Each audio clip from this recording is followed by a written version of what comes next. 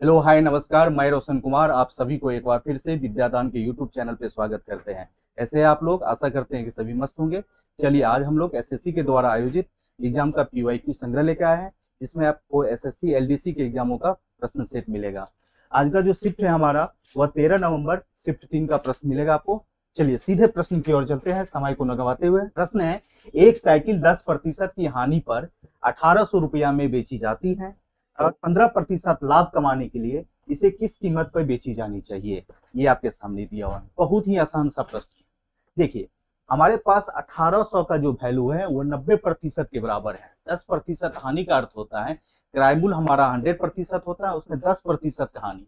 1800 का वैल्यू का बराबर कितना है, 90% के बराबर है। तो इसको हम ऐसे लिख सकते हैं 90% बराबर 1800। 90% 1800 के बराबर है, तो 115% का लाभ कितने के बराबर होगा। 115% का लाभ आपसे पूछ रहा है, कुछ नहीं है, आसान सा प्रश्न है।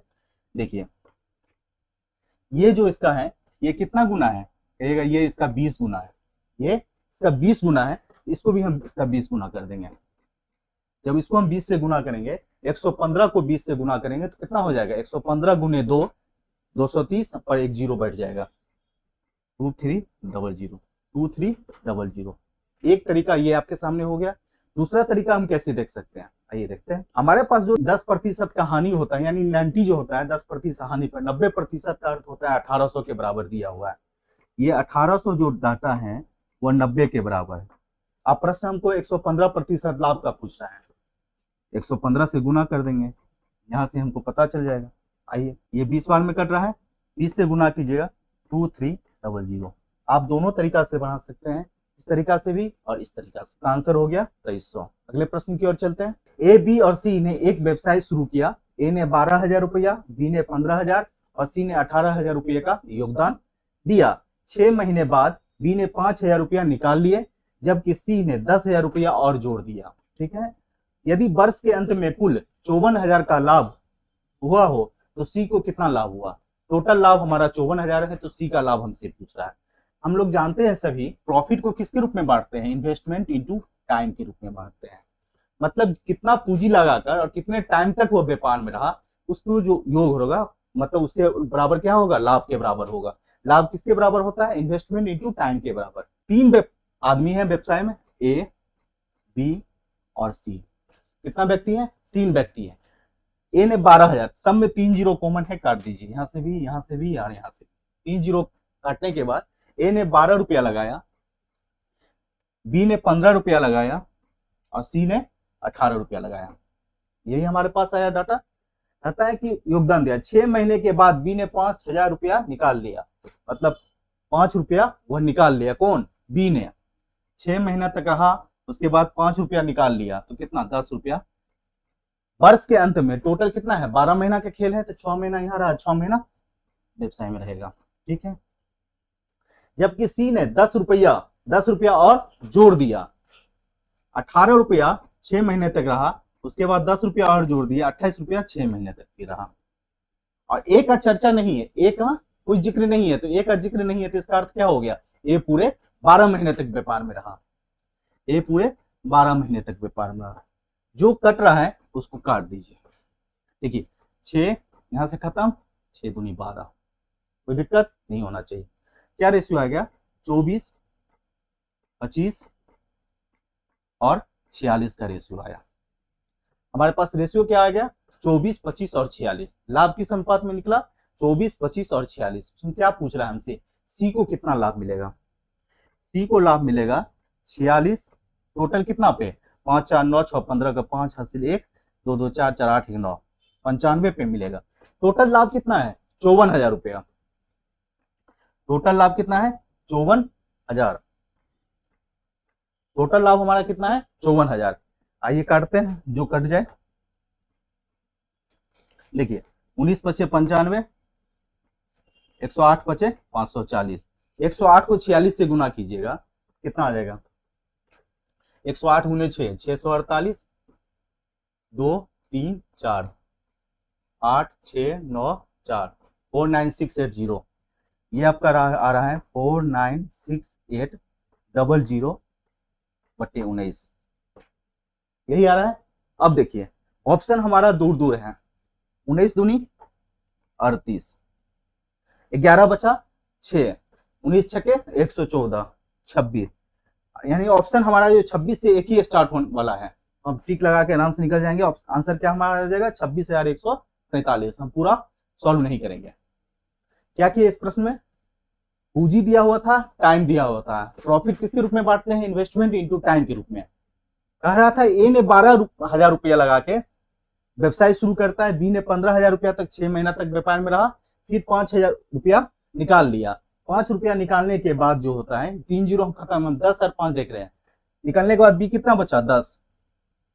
सी 18 रुपया लगा के व्यापार को स्टार्ट करता है, 6 महीने तक रहता है, 6 महीने के बाद 10 रुपया और जोड़ देता है, तो सी को कितना मिल गया टोटल 28। तो हमारा जो रेशियो निकला 24:25:46 का अनुपात प्रॉफिट निकला, लाभ। तो लाभ को इस अनुपात में निकला है, तो हमें सी का लाभ पूछ रहा है। सी का लाभ हम आसानी से निकाल सकते हैं प्रश्न में। चलिए अगले प्रश्न की ओर चलते हैं। Simplify the expression sine x cot x plus cos x into tan x. बहुत ही आसान सा प्रश्न है। Sine theta sine x into cot x plus cos x into tan x है। ऑप्शन जो हमारा है साइन और कॉस के टर्म में। साइन एक्स कॉट को हम लिख सकते हैं कॉस थीटा बटे साइन थीटा, कॉस एक्स बटे साइन एक्स लिख सकते हैं, plus cos x sine theta को हम टेन थीटा को हम क्या लिख सकते हैं, साइन थीटा बटे कॉस थीटा, साइन एक्स बटे कॉस एक्स। जो कट रहा है काट दीजिए। कहेगा सर साइन से साइन खत्म, कॉस से कॉस खत्म, हमारे पास क्या बचा कॉस एक्स जोड़ साइन एक्स। क्या हमारे पास बचा कॉस एक्स जोड़ साइन एक्स।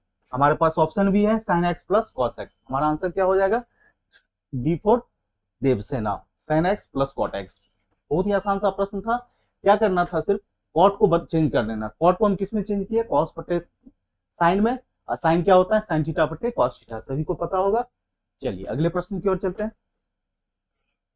यदि कुर्सियों और मेजों का अनुपात 3:2 है और 30 कुर्सी है तो कितनी मेजें होगी। कुर्सी और मेज का जो अनुपात है 3:2 में है। यदि कुर्सियों की संख्या 30 है तो मेज कितना हो जाए। आप सिंपल देख सकते थे 3 का रेशियो 30 के बराबर है, 2 कितने के बराबर हो जाएगा 20 के बराबर। 2 कितने के बराबर हो जाएगा 20 के बराबर। चेयर और टेबल का जो रेशियो है वह 3:2 में है। यहाँ पर चेयर की संख्या कितनी है 30, ये इसका 10 गुना है, इसको भी 10 गुना कर दीजिए, कितना हो जाएगा 20। ऑप्शन नंबर ए आपका आंसर हो गया। चलिए अगले प्रश्न की ओर चलते हैं।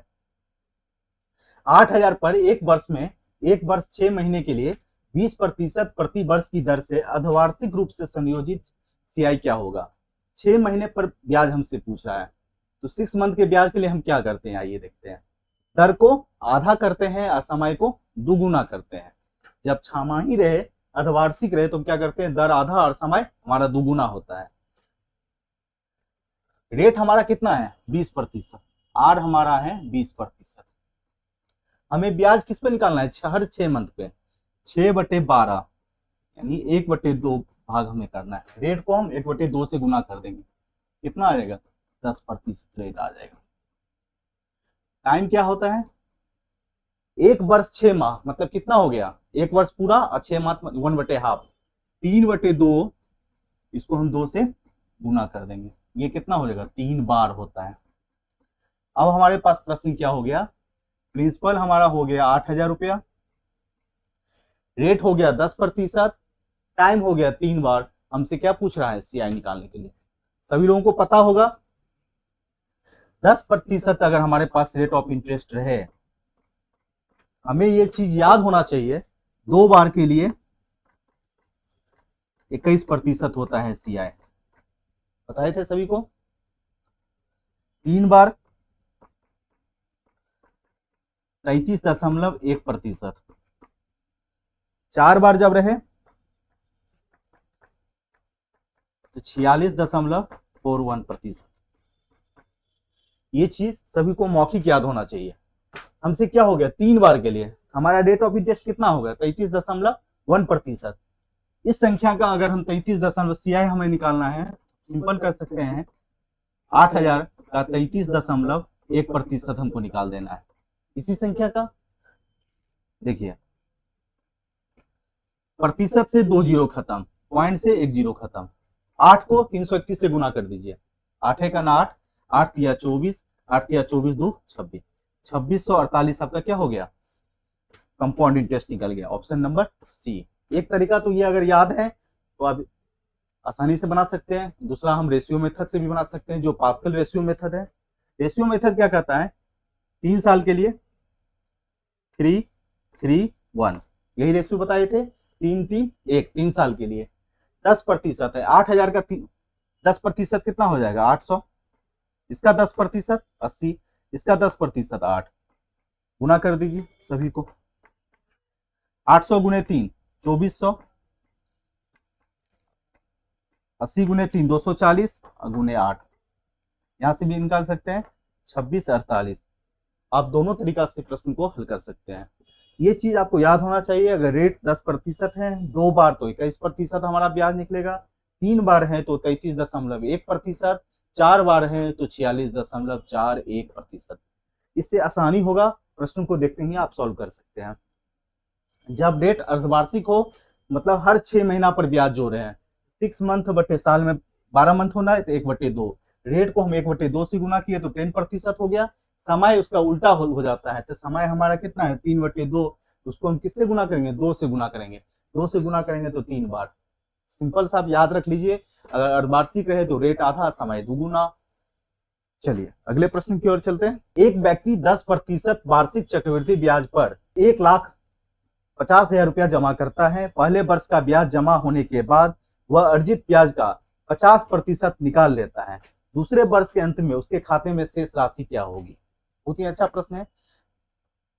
प्रश्न दिया हुआ है चक्रवृद्धि ब्याज का, प्रश्न करता है 10% चक्रवृद्धि, पहले वर्ष का जो सीआई निकलता है वो कैसे निकलता है। तो कहिएगा सर पहले वर्ष का सीआई और सिंपल इंटरेस्ट क्या होता है, दोनों सेम होता है।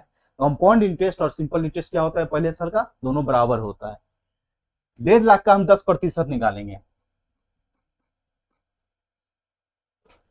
1.5 लाख का 10% निकाल दीजिए, 2 जीरो खत्म, 15 पे 3 जीरो आ जाएगा।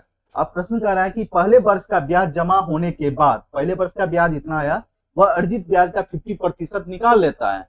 इसका 50% कीजिएगा तो ये 2 भाग में टूटेगा, 7500 और 7500, 50% दो तरफ 50% निकाल लेता है। जब ये इतना निकाल लिया तो इसके पास कितना बचा, 7500 रुपया ही बचा। ब्याज का 50% निकाल लेता है और दूसरे वर्ष के अंत में उसके खाते में क्या होगा। तो हम लोग कंपाउंड इंटरेस्ट में पढ़े थे, ब्याज जो हमारा पहले वर्ष के बाद जो आता है वह प्रिंसिपल में ऐड होता है, उसके बाद उसका सीआई लेता है। तो हमारा प्रिंसिपल क्या हो जाएगा, न्यू प्रिंसिपल 1.5 लाख रुपया हमारा है, इसमें 7500 रुपया और ऐड हो जाएगा, 057 157500, ये हमारा क्या होगा, नया प्रिंसिपल निकला। अब इस पे हम 10% का कंपाउंड इंटरेस्ट निकालेंगे। 10% कंपाउंड इंटरेस्ट का अर्थ होता है 11/10। 10% का सबको पता होगा 1/10 होता है, प्लस हो गया तो 10 से 11 हो जाता है कंपाउंड इंटरेस्ट। खाते में शेष राशि क्या हो, हमसे क्या पूछ रहा है, हुआ अमाउंट पूछ रहा है, मतलब एक तो कितना हो जाएगा, तो 11/10 से गुना करेंगे, 0 0 खत्म, 11 से गुना कर दीजिए, 0 5 7 5 12 के 2 हासिल 1, 7 5 12 13, 5 1 6 1 7 1, 1 73 250, 1 73 250। प्रश्न बहुत ही आसान था। क्या किए, प्रश्न कह रहा था एक व्यक्ति ने 10% चक्रवृद्धि ब्याज पर 1.5 लाख रुपया जमा करता है, 1.5 लाख रुपया जमा किया, उसका 10% भाग पहला वर्ष का ब्याज देता है, जो ब्याज निकला उसका 50% वह निकाल लेते हैं, यानी टोटल ब्याज नहीं जोड़ता है, 50% ही ब्याज जोड़ता है। इसका 50% 750 7500, इसका 50% कितना हो जाएगा 7500। इस 7500 को मूलधन में जोड़ के उसके बाद कंपाउंड इंटरेस्ट लेता है। चलिए अगले प्रश्न की ओर चलते हैं। प्रश्न कर रहा है दो संख्याओं का अनुपात 3:4 में है और उनका लघुत्तम समावर्तक 120 है, दोनों संख्याओं का योग क्या होगा। बहुत ही आसान सा प्रश्न है, देखते ही सभी लोगों का आंसर होना चाहिए। 4 तिया 12, एलसीएम 12 को 10, 3 10 70, सभी लोगों का आंसर आ जाना चाहिए 70। देखिए कैसे, 3 और 4 का जो हम लेते हैं एलसीएम लेंगे तो क्या होगा, एलसीएम 3 क्या है, 3 क्या है, प्राइम नंबर है, प्राइम नंबर को किसी के साथ मल्टीपल हो जाएगा तो एलसीएम कितना हो जाएगा, 12 का जो वैल्यू है 120 के बराबर, 12 बराबर 120 है, कितना गुना है, 10 गुना है। तो ये संख्या कितना हो जाएगा, ये 30 हो जाएगा, ये 40 हो जाएगा। यही तो दोनों का योग पूछ रहे हैं, 30 जोड़ 40 कितना हो जाएगा, 70। चलिए अगले प्रश्न की ओर चलते हैं। 20 छात्रों का औसत आयु 18 वर्ष है, 5 नए छात्र समूह में शामिल होता है जिसे औसत आयु 20 वर्ष हो जाती है। 5 नए छात्रों की औसत आयु ज्ञात कीजिए। बहुत ही अच्छा एवरेज का प्रश्न है, आप लोग को बहुत बार बताए थे, आप दोनों तरीका से बना सकते हैं, वेटेज एवरेज से भी, सिंपल गुना कर। आइए देखते हैं, 20 छात्रों का औसत आयु कितना है, 18 वर्ष। 20 छात्रों का एवरेज है 18 वर्ष। 5 नए छात्र शामिल हो जाता है, जब 5 नया छात्र शामिल हो जाता है जिससे औसत आयु क्या हो जाती है, 20 वर्ष हो जाती है। पहले 20 था, 5 और शामिल हो गया, टोटल 25 छात्रों का औसत आयु कितना हो जाएगा। दोनों तरीका से हम बना सकते हैं, वेटेज एवरेज से भी बना सकते हैं और नॉर्मली बना। हम वेटेज एवरेज, हम टोटल एवरेज क्या मान लेते हैं, जितना हमारा टोटल करा था 20 मान लिए, 20 से कितना कम है, -2, -2 कम है कितने लोगों पर, तो कहिएगा सर 20 लोगों पे कम है, तो 20 से गुना कर दीजिए। ये -40 कम है। वेटेज एवरेज क्या होता है, दोनों तरफ हमारा क्या होना चाहिए, इक्वल होना चाहिए। यहाँ -40 कम है, यहाँ क्या कम हो जाएगा, +40 ज्यादा होगा, ये 5 भागों में बटेगा। एवरेज से ये कितना ज्यादा आ रहा है, 8 ज्यादा आ रहा है। एवरेज हमारा 20 था +8, आंसर कितना हो जाएगा, 28। एक तो वेटेज एवरेज का तरीका है, एक नॉर्मली हम लोग बनाते हैं। मेथड 2 देखिए, मेथड 2 देखते हैं। 20 छात्रों का जो एवरेज है हमारा वो 18 वर्ष, 5 और छात्र आ जाता है, एवरेज जो हमारा 25 छात्रों का एवरेज जो होता है वो कितना हो जाता है, 20 होता है। हम लोग एवरेज में पढ़े थे कि हम डाटा को छोटा कर सकते हैं। ये हमारे पास क्या दिया हुआ है, डाटा, ये एवरेज है। हम एवरेज को छेड़छाड़ नहीं कर सकते हैं, बल्कि डाटा को हम छोटा कर सकते हैं। इसको छोटा करेंगे तो ये 4 बार में, ये 1 बार में, ये 5 बार में, 5 से करें। अब गुना कर दीजिए नॉर्मली, 18 चौका 72, ये कितना हो गया, यहाँ पे x मान लीजिए, +x, ये बराबर होता है 100। x बराबर कितना निकल गया, 28। आप दोनों तरीका से बना सकते हैं, वेटेज एवरेज से भी, नॉर्मली गुना करके। वेटेज एवरेज हम लोग क्या करते हैं, मतलब टोटल एवरेज हम 20 मान लिए, 20 से ये संख्या एवरेज कितना कम है, -2, कितने लोगों पर, 20 लोगों पर, तो टोटल एवरेज कितना हो गया, -40। तो वेटेज एवरेज का बराबर क्या है, दोनों तरफ बराबर होना चाहिए। अगर यहाँ -40 कम है तो यहाँ +40 कम है। जितना ज्यादा है कितने लोगों पे बटेगा, जितना लोग संख्या है, कहिएगा सर यहाँ 5 लोगों पे बटेगा, तो 40 बटेगा 5 लोगों, एवरेज से कितना ज्यादा ले आ रहा है, वो 8 ज्यादा ला रहा है। एवरेज हम कितना है, 20 + 8 28 हो जाएगा।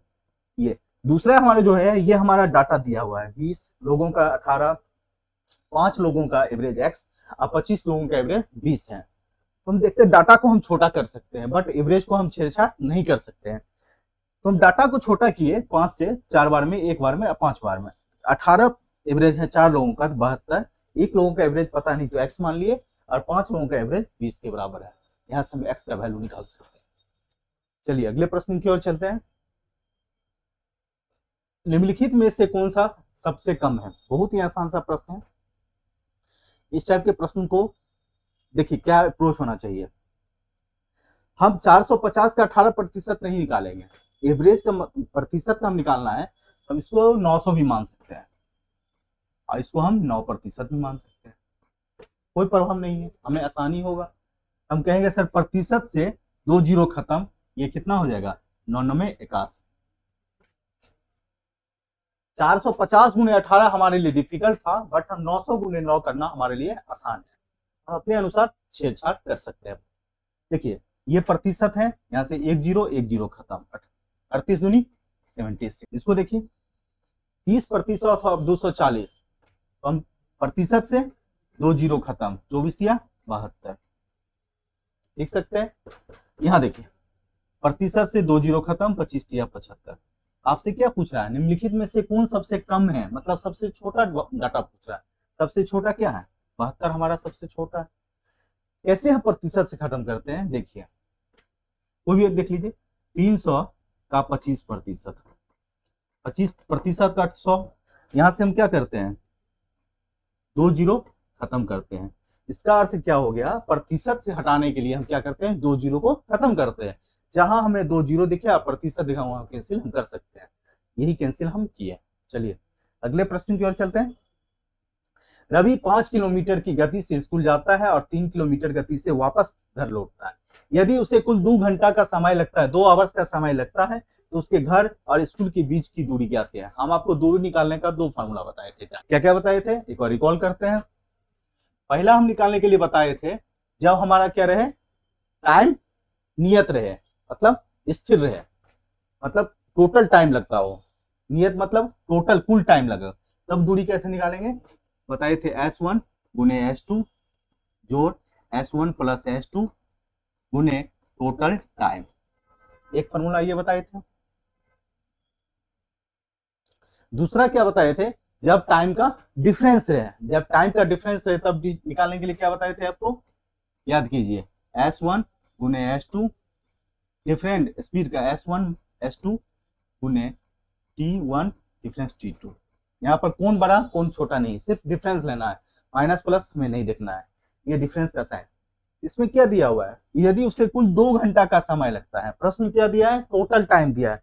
यहाँ पर कौन सा फॉर्मूला अप्लाई होगा, कहेगा सर ऊपर वाला फॉर्मूला अप्लाई होगा डिस्टेंस निकालने के लिए। तो कैसे निकालेंगे, 5 किलोमीटर 3 किलोमीटर की दूरी है, लिख सकते हैं 5 गुने 3 जोड़ 8 दोनों का जोड़ गुने 2, 4 से कटेगा 15/4 कितना हो जाएगा 3.75 3.75 किलोमीटर। आप आसानी से डिस्टेंस निकाल सकते हैं। अगर टाइम कुल दिया हो तो स्पीड S1 गुने S2 बटे जोड़ बटे S1 प्लस S2 गुने टोटल टाइम। अगर स्पीड का डिफरेंस दिया हो, टाइम का डिफरेंस दिया हो, तब ये फॉर्मूला हम अप्लाई कर सकते हैं। एक तरीका और है, जब डिस्टेंस हमारा सेम रहे तो हम लोग जानते हैं स्पीड का जो रेशियो होता है वो टाइम का रेशियो के उल्टा होता है। जब डी कांस्टेंट रहे तो स्पीड का जो रेशियो होता है वो टाइम के रेशियो का उल्टा होता है। यहां से भी हम प्रश्न को हल कर सकते हैं। आइए देखते हैं, डी क्या है हमारा कांस्टेंट है, स्पीड का क्या रेशियो है, कहेगा सर स्पीड हमारा है 5:3 हो, तो टाइम क्या हो जाएगा हमारे पास 3:5 हो जाएगा। कोई दिक्कत नहीं होना चाहिए। हमारे अनुसार टाइम 8 लग रहा है, लेकिन प्रश्न के अनुसार तो कितना टाइम लग रहा है, तो टाइम कितना है 1/4। इसको 1/4 कीजिएगा तो कितना हो जाएगा 3/4, इसको कीजिएगा तो 5/4 टाइम लगेगा टोटल। दूरी निकालने के लिए डी हम कैसे निकालते हैं, स्पीड इंटू टाइम। स्पीड हमारा कितना है 5 पहला हम लेते हैं, और टाइम कितना हो गया 3/4, वही 15/4 हो गया यहाँ से। तो एक चीज हम लोग जानते हैं, जब डी कांस्टेंट रहे तो स्पीड का रेशियो टाइम के रेशियो का उल्टा होता है। आप इस तरीका से भी बना सकते हैं प्रश्न को, इस तरीका से भी हल कर सकते हैं। चलिए अगले प्रश्न की ओर चलते हैं। ए बी सी मिलकर एक काम को 8 दिनों में पूरा करते हैं। ए और बी मिलकर 12 दिन लेते हैं, जबकि बी और सी 16 दिन लेते हैं। सी अकेला उस काम को कितने दिनों में पूरा कर सकते हैं। बहुत ही आसान सा प्रश्न है। 8, 12 और 16 का हम एलसीएम ले लिए। 8, 12 और 16 का एलसीएम कितना हो गया 48। टोटल यूनिट हम काम मान लिए 48। ए बी और सी 8 दिनों में करता है तो कितना इफिशियंसी इस काम करेगा 6 8 छके 48 से। ए और बी 12 दिन लगते हैं तो कितना इफिशियंसी टोटल 48 काम करना है, तो इफिशियंसी कितना लगेगा 4। और बी और सी कितना लगेगा 16 करता है तो 3 की इफिशियंसी से। हमें क्या निकालना है सी का, हमें क्या निकालना है सी कितने दिनों में कम। ए और बी यहां से 4 दिन ले लिया, ये 4 है तो सी का एफिशिएंसी कितना निकल गया, तो सी का क्षमता कितना निकल गया 2। हमसे क्या पूछ रहा है सी अकेला उस काम को कितने दिनों में करेगा। सी अकेला कितने, सी का हमको क्षमता पता है, टोटल यूनिट काम भी पता है, तो आसानी से हल कर सकते हैं। सी कितना दिन में करेगा, टोटल काम है 48, एक दिन में 2 यूनिट काम करता है तो कितना दिन लगेगा, कहेगा सर 24 दिन लगेगा। कितने दिन लगेंगे 24 दिन। बी कितने दिनों में करता है तो हम यहां से निकाल सकते हैं। देखिए सी बराबर 2 निकला तो बी बराबर कितना 1 निकल जाएगा, क्योंकि बी और सी टोटल 3 दिन में है, प्लस लगा दीजिए। यहां कर सकते हैं तो सी बराबर कितना 1 दिन होगा। यहां से भी हम बी का भी निकाल सकते हैं, सी का भी निकाल सकते हैं, जो हमसे पूछे उसका हम निकाल सकते हैं। चलिए अगले प्रश्न की ओर चलते हैं। एक सेल में एक दुकानदार 2 से ज्यादा कपड़े खरीदने पर 15% की छूट देता है। एक सेल में जो एक दुकानदार है 2 से ज्यादा कपड़ा खरीदने पर 15% का छूट देता है। प्रिया ने 2040 रुपया में 4 कमीजें खरीदती है। अगर दुकानदार फिर भी 20% का मुनाफा होता है तो बताइए कि अगर दुकानदार ने कपड़े पूरी कीमत पर बेचे होते तो उसे कितना मुनाफा होता। बहुत ही आसान सा प्रश्न है, शानदार प्रश्न। आपसे क्या पूछ रहा है, उसे कितना मुनाफा होता ये पूछ रहा है। देखिए 15% छूट का अर्थ क्या होता है, कहिएगा सर 3/20। 15% का अर्थ कितना हो जाता है, 3/20। कोई दिक्कत नहीं है। कॉस्ट प्राइस, हम लोग प्रॉफिट लॉस में 3 प्राइस को जानते हैं, कॉस्ट प्राइस, सेलिंग प्राइस और मार्क प्राइस। यही तीनों पे रिलेशन है। प्रश्न में दिया रहा है कि 15% का छूट देता है, इसका अर्थ हो गया 20 रुपया की खरीदारी पे 3 रुपया का वो छूट देता है। 20 रुपया अंकित मूल्य है तो 3 रुपया की छूट देकर एसपी कितना हो गया, 17 रुपया। और 20% का मुनाफा कमाता है। 20% का फ्रैक्शन वैल्यू होता है 1/5। 5 पे 1 रुपया का लाभ कमाता है। अगर सीपी कितना हो, 5 रुपया है, तो एसपी कितना है हमारा, 6 रुपया। अब इस रेशियो को हम मर्ज कर देंगे। यहाँ पर सेलिंग प्राइस हमारा 17, नीचे में 6, दोनों अलग अलग है, तो सेलिंग प्राइस को हम क्या करेंगे, मर्ज कर देंगे। सेलिंग प्राइस को मर्ज कीजिए, ऊपर को 6 से, नीचे 17 से गुणा कर दीजिए। हमारा नया जो रेशियो निकल जाएगा 17×5 = 85, 102 और 120। ये कॉस्ट प्राइस, सेलिंग प्राइस और मार्क प्राइस हमारा निकल के आ गया। प्रिया 2040 रुपया में 4 कमीज खरीदती है। अगर दुकानदार फिर भी 20% का मुनाफा होता तो बताइए कि अगर दुकानदार ने कपड़े को पूरी कीमत पे बेचे होते तो उसे कितना मुनाफा होता। प्रिया नाम की कोई लड़की कमीज खरीद रही है। प्रिया का क्या हो गया, हुआ कॉस्ट प्राइस, और दुकानदार वह कमीज क्या बेच रहा है, तो दुकानदार के लिए क्या हो जाता है, वह सेलिंग प्राइस हो जाता है। तो 2004 में कमीज खरीदती है, तो प्रिया के लिए जो कॉस्ट प्राइस है वह दुकानदार के लिए क्या हो गया, सेलिंग प्राइस। तो दुकानदार का सेलिंग प्राइस हमें दिया हुआ है और यहाँ एक्चुअल डाटा भी दिया हुआ है, दोनों को कंपेयर कर देंगे। दोनों को कंपेयर करेंगे तो ओरिजिनल सेलिंग प्राइस हमारा 2040 रुपया है, बट हमारा जो सेलिंग प्राइस है 102 के बराबर है। अब कह रहा है दुकानदार ने, बताइए कि अगर दुकानदार ने कपड़े को कीमत पे बेचे होते हैं, मतलब जितना में होए कीमत पे बेचा होता तो कितना लाभ होता। यहाँ से लाभ देखिए कितना हो, कहेगा सर ये 35 रुपया का लाभ होता है। कितना का ज्यादा है, 35 का। इसको 35 से गुना कर दीजिए, यही आपका आंसर आ जाएगा। 30 बार में 35 × 20 कितना हो जाएगा, 700। इस प्रश्न में यही समझना था, प्रिया के लिए जो कॉस्ट प्राइस है वह दुकानदार के लिए क्या है, सेलिंग प्राइस। 102 का वैल्यू 2040 के बराबर है, तो 1 का वैल्यू यहाँ से 20 निकल गया, तो कितना लाभ कमाता है, 35 का लाभ होता है, तो 35 × 20 कितना हो जाएगा, 700। चलिए अगले प्रश्न की ओर चलते हैं। साधारण ब्याज पर एक निश्चित राशि 5 वर्षों में दुगुनी हो जाती है तो ब्याज की दर ज्ञात कीजिए।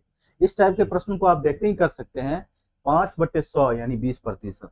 आप देखते ही इस प्रश्न को हल कर सकते हैं बिना कलम उठाए। आइए देखते हैं। इसमें 2 चीज पूछता है, कभी रेट प्रतिशत पूछता है, कभी टाइम पूछता है। हम दोनों चीज बता देते हैं। अगर आपसे रेट प्रतिशत पूछे, क्या कुछ करने हैं, n-1/t × 100%।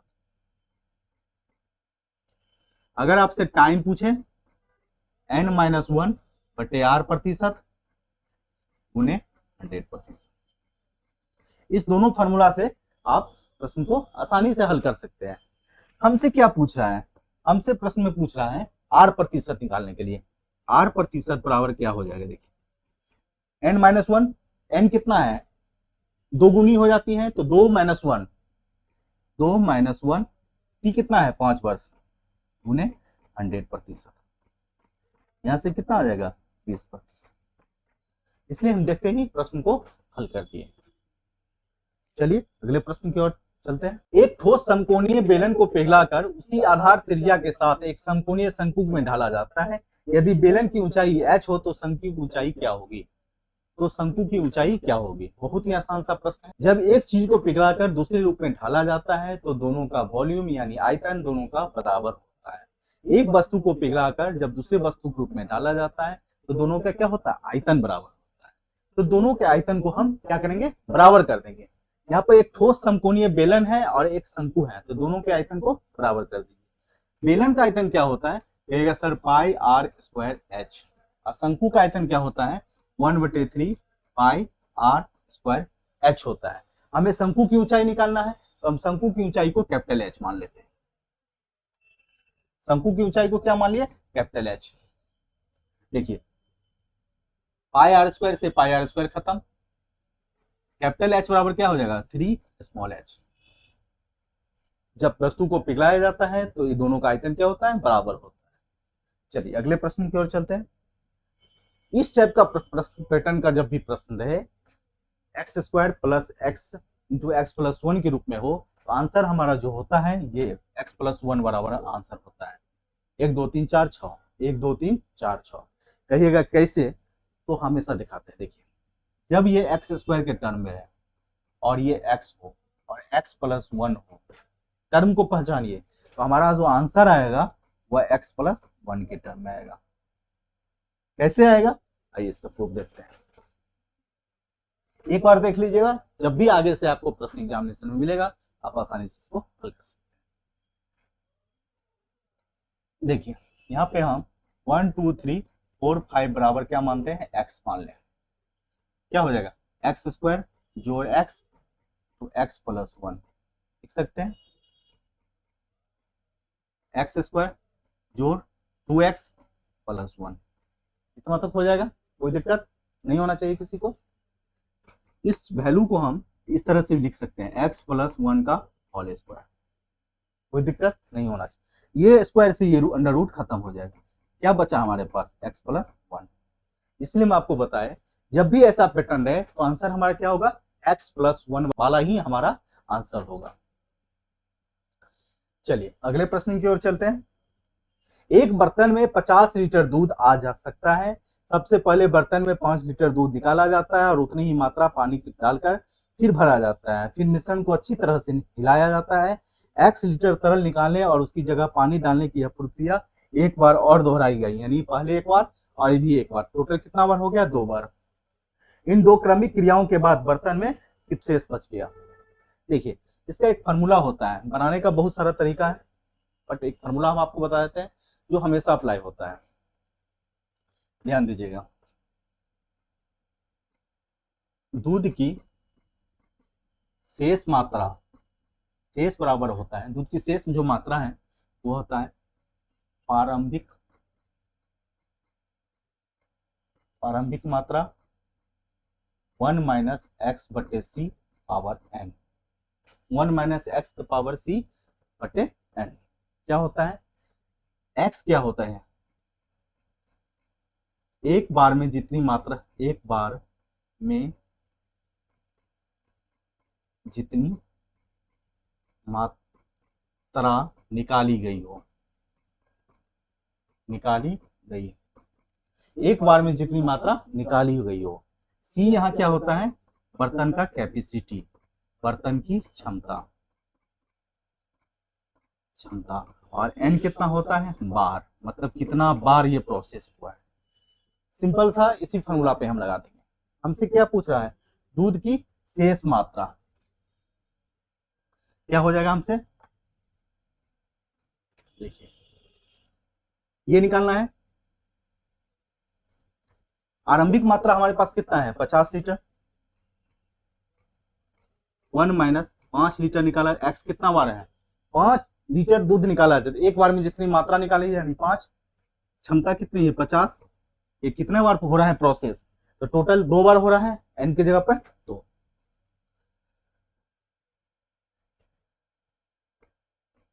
देखिए 10 50 9/10 उन्हें 9/10, यही आया हमारे पास प्रोसेस। अब इसको काट दीजिए, 2 बार में 81/2 कितना हो जाएगा 40.5, 40.5 लीटर।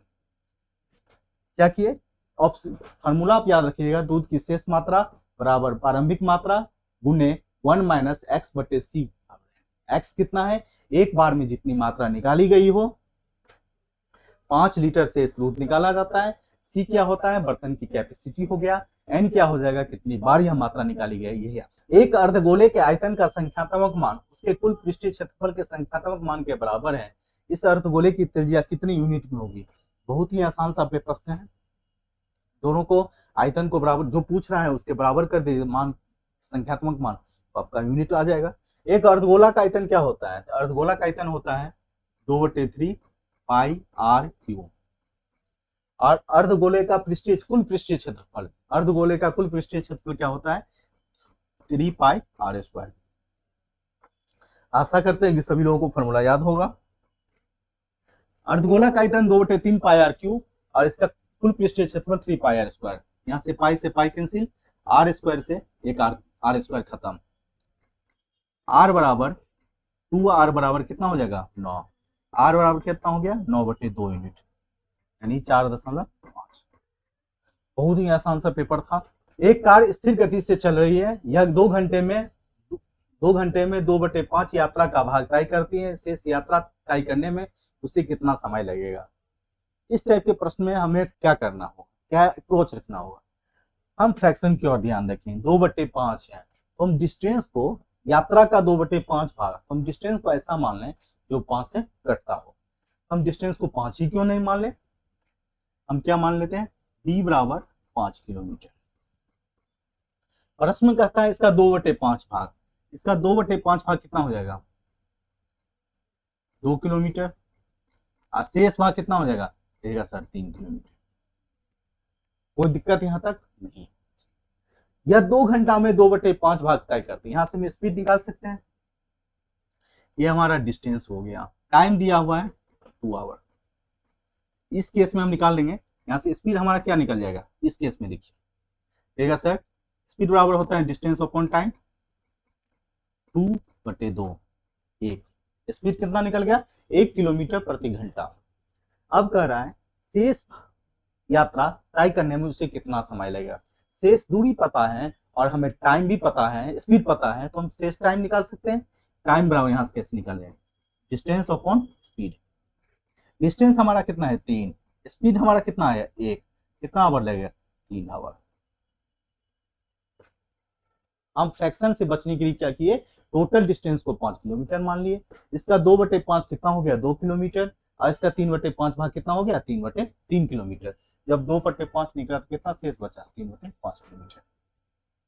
2 किलोमीटर की डिस्टेंस तय करने में उसको 2 घंटे का समय लगता है, तो स्पीड कितना लगेगा, 1 घंटा में तय की गई दूरी को क्या कहते हैं, चाल कहते हैं। तो 2 घंटा में 2 किलोमीटर, 1 घंटा में कितना, 1 किलोमीटर। 1 घंटा स्पीड हमारा क्या होगा, 1 किलोमीटर प्रति घंटा। और टाइम कितना यहाँ से निकल गया, यहाँ डिस्टेंस पता था, स्पीड पता था, यहाँ से हम टाइम निकाल दिए। अगले प्रश्न की ओर चलते हैं। ABC के शीर्ष के निर्देशांक A, B, B 5,5, C जो है 1,9 है, तो केंद्रक सेंट्रॉइड ज्ञात करने के लिए आपसे पूछ रहा है। देखिए बहुत ही आसान सा प्रश्न है। ये एक ट्रायंगल बना हुआ है जिसका 3 कोऑर्डिनेट है, A, B और C, जिसका निर्देशांक दिया हुआ है 1,1, 1,1, 5,5 और तीसरा क्या है 1,9। आपसे सेंट्रॉइड पूछ रहा है, ये पूछ रहा है आपका। सेंट्रॉइड का फॉर्मूला हम लोग जानते होंगे, कोऑर्डिनेट में सभी लोग जानते हैं।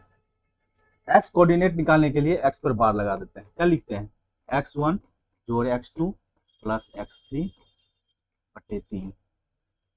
y कोऑर्डिनेट निकालने के लिए y पर बार लगा देंगे, y1 जोड़ y2 प्लस y3/3। कुछ नहीं है, सिंपल निकाल दीजिए।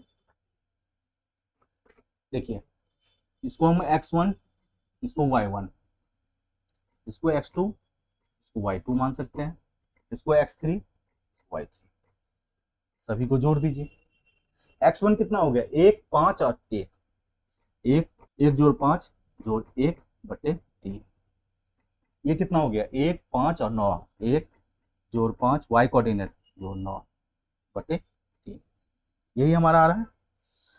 ये आ जाएगा 5 2 7/3, ये आ रहा है 15/3।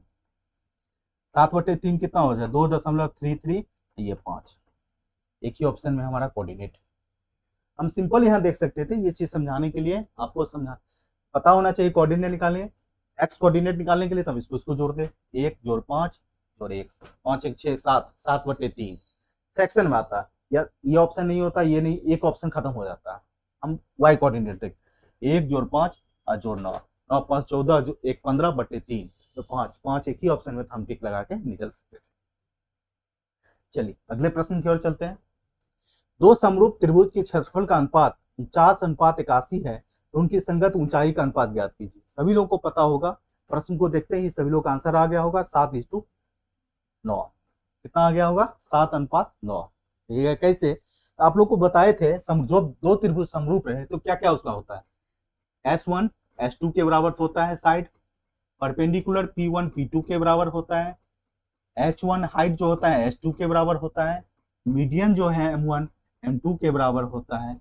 ये सभी का होल स्क्वायर किसके बराबर होता है, एरिया A1 बटे एरिया, सभी लोगों को बताए थे। क्षेत्रफल का अनुपात जो हमारा दिया है 49/81 दिया हुआ है। हमसे क्या पूछ रहा है, ऊंचाई, ऊंचाई क्या हो जाएगा H1 बटे H2, यही हमसे पूछ रहा है।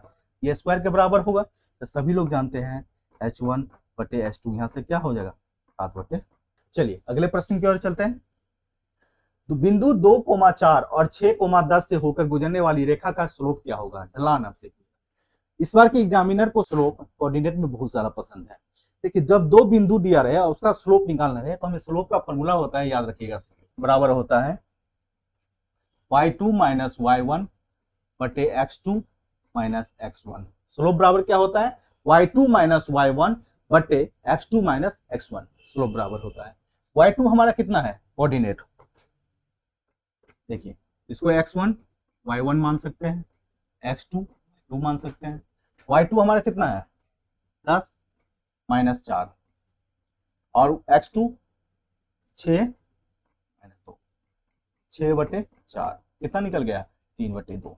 स्लोप हमारा क्या होता है y2 minus y1 x2 minus x1। हल करें, समीकरण दिया हुआ है, इसको हल करने के लिए ये देख के पता चल रहा है ये श्री धार्याचर फॉर्मूला पर ही हुआ है, ऑप्शन देख के ही।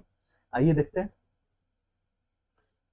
सबसे पहले क्रॉस मल्टीप्लिकेशन कर दीजिए, x से कीजिएगा क्या हो जाएगा x², 1 से करेंगे x + 1 ऊपर में, नीचे में क्या आ जाएगा एलसीएम हो जाएगा, x² जोड़ x बराबर 3 के बराबर हो जाएगा, 3 के बराबर होगा। इसको हम लिख सकते हैं ऐसे, x² नीचे लिख लेते हैं 3 के बराबर होगा। इसको हम ऐसे लिख सकते हैं 3x² जोड़ 3x बराबर x² जोड़ x + 1। इसको ऐसे भी लिख सकते हैं 2x² जोड़ 2x माइनस 1 = 0। कोई दिक्कत यहाँ तक नहीं। क्या किए, क्रॉस मल्टीप्लिकेशन किए, इसको इसके साथ क्रॉस, इसको इसके साथ क्रॉस, ठीक है, इतना आ गया। चलिए अब क्या लगाएंगे, श्री धार्याचार फॉर्मूला क्या होता है सभी लोगों को पता होगा। x निकालने के लिए हम -b plus minus √b² minus 4ac बटे 2 × a, यही होता है। यहां से a बराबर कितना निकल गया 2, b बराबर 2, c बराबर कितना -1। कोई दिक्कत यहां तक किन्हीं को नहीं होना चाहिए। आइए पुट करते हैं इस फॉर्मूला में, x की जगह पे x बराबर क्या हो -b, b की जगह पर कितना -2 प्लस माइनस √b² कितना 2 का स्क्वायर 4 माइनस 4 गुने a है 8 और -1 प्लस 8 बटे 2 गुने 2, यही आएगा हमारे पास। ये कितना आएगा -2 प्लस माइनस √12/4। √12 को हम क्या लिख सकते हैं -2 प्लस माइनस 2√3/4। कोई दिक्कत नहीं। अब देखिए कोई कॉमन निकाल सकते हैं, कहें बिल्कुल निकाल सकते हैं सर, 2 समीम कॉमन है, 2 कॉमन निकाल लीजिए, 1 -1 प्लस माइनस √3/4। ये 2 से खत्म, 2 बार में। तो इसको हम 2 टर्म के लिख सकते हैं, एक माइनस वाला एक प्लस वाला। ऑप्शन में हमारा क्या है, माइनस वाला नहीं, ऑप्शन में प्लस वाला है, तुम देखते ही यहाँ से लगा सकते हैं। इसको हम कैसे लिख सकते हैं, एक तो लिख सकते हैं -1 प्लस √3/2, एक और लिख सकते हैं -1 माइनस √3/2। ऑप्शन में जो हमारा दिया रहता वो हम आंसर लगा, क्या लगाए, त्रिधार्याचार फॉर्मूला लगा ली, कुछ नहीं किए। एक्स को इधर गुना किए, x² हो गया, इसको इधर गुना करेंगे x+1 हो गया। यहाँ पे क्या आ गया, x² प्लस x+1, नीचे में हमारा हो गया दोनों को गुना करने, x² जोड़ x, गुना करने के बाद त्रिधार्याचार लगा दिए, आसानी से प्लस हमारा हल हो गया। यहाँ के बाद a बराबर 2, b बराबर 2, c बराबर -1 निकला। ये फॉर्मूला होता है x निकालने के लिए, -b plus minus √b² - 4ac/2 है। x फॉर्मूला पुट कर दिए, -2a, b के जगह पर -2 माइनस पुट करने के बाद आपका आंसर ये आ गया। दो त्रिभुज समरूप है, उनकी संगत भुजाओं की लंबाई का अनुपात 3:5 है। यदि छोटे त्रिभुज की ऊंचाई 6 है तो बड़े त्रिभुज का कितना होगा, 3 दूनी 5, 6 दूनी 10। आप आसानी से निकाल सकते हैं। दोनों का ऊंचाई दिया हुआ था, हम लोग जानते हैं h1/h2 होता है, ये किसके बराबर होता है, h1/h2 के, यही लो होता है। साइड का रेशियो 3:5 है। एक का जो साइड है छोटा वाला का तो 6 है, इसका हमसे पूछ रहा है ये कितना गुना है, 2 गुना, इसको भी 2 गुना कर दीजिए, कितना, 10 के बराबर आ जाएगा। सिंपल सा था, दोनों का रेशियो क्या होता है, बराबर होता है। 16 3/2 प्लस 16 माइनस 3/2 का हल क्या है, बहुत ही आसान सा प्रश्न है। आप देखते हैं एक ही ऑप्शन है 4097, क्योंकि 4097 तो आएगा ही आएगा, आप देख के ही लगा सकते थे। आइए देखिए इस तरह के टाइप के प्रश्नों को कैसे सॉल्व करेंगे। इसको हम लिख सकते हैं 16 3 का पावर 2, ये माइनस में तो इसको हम 1/16 3/2। आप सर्च इंडिसेस में पढ़े होंगे, माइनस को 1 नीचे लिख सकते हैं 1/, अब इसको हम ऐसे भी लिख सकते हैं 4 का स्क्वायर जोड़ 3/2 गुना लिख सकते हैं, जोड़ 1 4 का स्क्वायर 3/2, यहाँ से 2 खत्म 2 खत्म, 4 का क्यूब 64 जोड़ 1/64। जब 64 जोड़ 1/64 को कीजिएगा, 64 गुने 64 होता है 4096 प्लस 1/64, आपका आंसर आ जाएगा 4097/64। सर्च इंडिसेस में पढ़े होंगे, माइनस रहता है तो प्लस, 4 का स्क्वायर है 16, 3/2 है, यहाँ से 2 कैंसिल हो गया। चलिए अगले प्रश्न की ओर चलते हैं। प्रश्न को सिंप्लीफाई कीजिए, cos थीटा बराबर 1 प्लस sin x जोड़ sin x/1 plus cos x। Option जो हमारा है वो cos थीटा sin थीटा के टर्म में ही है, तो हम इसको cos थीटा sin थीटा के ऊपर ही टर्म में रखें। हम ऑप्शन की ओर नजर दौड़ाएंगे, मतलब सीधा सीधी गुना हुआ है, क्रॉस मल्टीप्लिकेशन। देखिए ऑप्शन की तरफ देखिए, आइए देखते हैं, हम भी क्रॉस का गुना कर देते हैं, 1 प्लस cos x से गुना करेंगे। देखिए प्रश्न लिख देते हैं एक बार, cos x, ठीक है, और क्या है 1 प्लस साइन x, ये प्रश्न है, जोड़ साइन x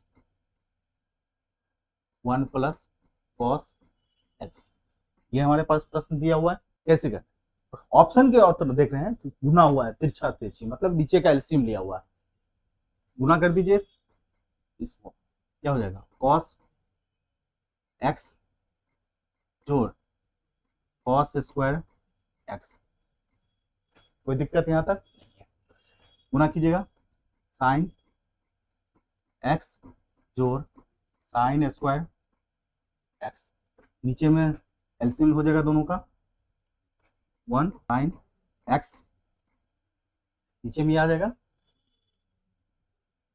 और क्या आएगा 1 प्लस cos, यही ठीक है, इसको भी ब्रैकेट बंद कर दिया। अब देखिए कुछ आइडिया, कहिएगा sir cos square theta plus sine square theta कितना होता है, cos square theta plus sine square theta equal to 1 होता है।